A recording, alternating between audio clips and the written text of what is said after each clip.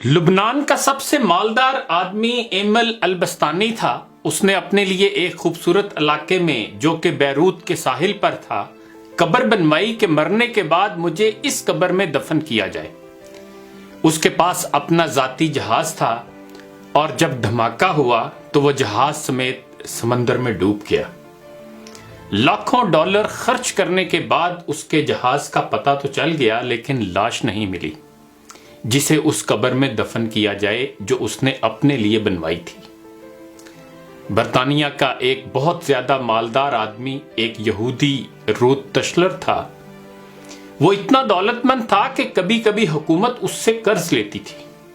اس نے اپنے عظیم الشان محل میں ایک کمرہ اپنی دولت رکھنے کے لیے مختص کیا تھا جو کہ ہر وقت سیم و زر سے بھرا رہتا تھا۔ ایک دفعہ وہ اس کمرے میں داخل ہوا اور غلطی سے دروازہ بند ہو گیا۔ دروازہ صرف باہر سے کھل سکتا تھا، اندر سے نہیں۔ اس نے زور زور سے چیخو پکار شروع کی لیکن محل بڑا ہونے کی وجہ سے کوئی اس کی آواز نہ سن سکا۔ اس کی عادت تھی کہ وہ کبھی کبھی بغیر کسی کو بتائے کئی ہفتے گھر سے غائب رہتا تھا۔ جب وہ کسی کو نظر نہ آیا تو گھر والوں نے سوچا کہ حسب عادت کہیں چلا گیا ہوگا۔ وہ برابر چیختا رہا یہاں تک کہ اسے سخت بھوک اور پیاس لگی۔ اس نے اپنی انگلی کو زخمی کیا اور کمرے کی دیوار پر لکھا، دنیا کا سب سے مالدار آدمی بھوک اور پیاس سے مر رہا ہے۔ اس کی لاش کئی ہفتے بعد دریافت ہوئی۔ یہ پیغام ہے ان لوگوں کے لیے جو سمجھتے ہیں کہ مال و دولت ہی ہر مشکل کا حل ہے اور دنیا کی ہر ضرورت اس سے پوری کی جا سکتی ہے۔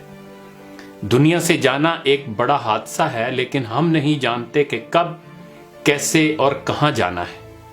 انسان سفر پر جاتا ہے اور پھر واپس آتا ہے، گھر سے باہر جاتا ہے اور پھر لوٹ آتا ہے، لیکن جب دم نکل جائے تو پھر کوئی لوٹ نہیں سکتا۔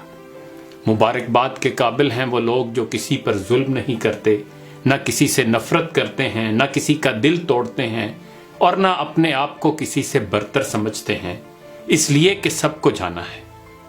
ایک آدمی ٹیکسی میں بیٹھا تو دیکھا کہ ڈرائیور قرآن سن رہا ہے۔ اس نے پوچھا، کیا کوئی آدمی مر گیا ہے؟ اس ٹیکسی ڈرائیور نے جواب میں کہا کہ ہاں، ہمارے دل مر چکے ہیں۔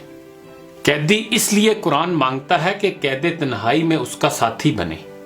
مریض ہسپتال میں اس لیے قرآن مانگتا ہے تاکہ اللہ اس کے مرض کو دور کرے، اور مردہ قبر میں تمنا کرے گا کاش میں قرآن پڑھتا تو آج قرآن قبر میں میرا غم خوار ہوتا۔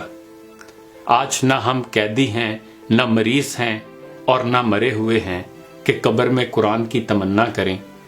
قرآن آج ہمارے ہاتھوں میں ہے، آنکھوں کے سامنے ہے، تو کیا ہمیں اس بات کا انتظار ہے کہ ہم ان مصیبتوں میں سے کسی ایک مصیبت میں گرفتار ہو جائیں اور پھر قرآن کو طلب کریں؟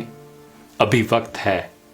آئیے دعا کریں کہ اے اللہ قرآن کو ہمارے دلوں کی بہار، ہمارے سینوں کا نور، ہمارے ایوب کا پردہ پوش، ہمارے نفوس کا مددگار، ہماری قبر کا ساتھی اور روز محشر میں ہمارا سفارشی بنا دیجئے۔